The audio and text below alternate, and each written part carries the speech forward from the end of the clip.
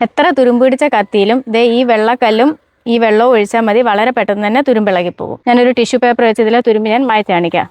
നമ്മുടെ എല്ലാം വീടുകളിലുള്ള ഒരു പ്രശ്നമാണ് ഈ കത്തിയിൽ തുരുമ്പ് പിടിക്കുക, അല്ലെങ്കിൽ ഇതിൻ്റെയൊക്കെ മൂർച്ച പോവുക. ഇങ്ങനെയൊക്കെ വരുന്ന സാഹചര്യത്തിൽ വളരെ ബുദ്ധിമുട്ടാണ്. തുരുമ്പ് പോകാനായിട്ട് നമുക്ക് അധികം സാധനങ്ങളൊന്നും വേണ്ട. നമുക്ക് വീട്ടിൽ ഉപ്പുകല്ല് കാണും, എല്ലാവരും വീട്ടിലുള്ളൊരു സാധനമാണ് ഉപ്പുകല്ല്. ഉപ്പുകല്ല് കാണും, പിന്നെ വിനാഗിരി. കത്തിയിലേക്ക് അല്പം ഉപ്പുകല്ലിടുക.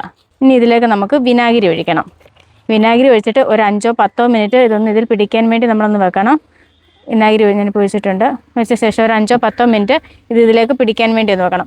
ഞാനപ്പോൾ ഇതൊരു 5 മിനിറ്റോളം ഇതിൽ വെച്ചിട്ടുണ്ട്. ഇനി ഞാനിതിൽ സ്ക്രബ്ബർ, നമ്മുടെ എല്ലാം വീട്ടിലുള്ള സ്ക്രബ്ബർ ഉപയോഗിച്ചൊന്ന് ഇളക്കി കാണിക്കാം. ഇതിലുള്ള തുരുമ്പുകളെല്ലാം നല്ല രീതിയിൽ തന്നെ വളരെ പെട്ടെന്ന് തന്നെ പോകും. പിന്നെ സ്ക്രബ്ബർ വെച്ചൊരു 5 മിനിറ്റ് സ്ക്രബ് ചെയ്യാം. നിങ്ങൾക്ക് കാണാൻ പറ്റുന്നുണ്ടായിരിക്കും ഇതിലെ തുരുമ്പുകൾ ഇളകി പോകുന്നുണ്ടോ.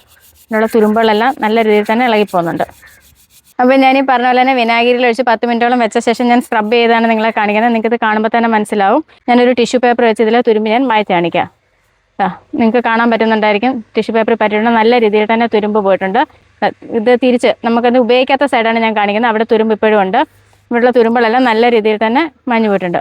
ടിഷ്യൂ പേപ്പറിലെല്ലാം നല്ല രീതിയിൽ തന്നെ അത് പറ്റിയിട്ടുണ്ട്.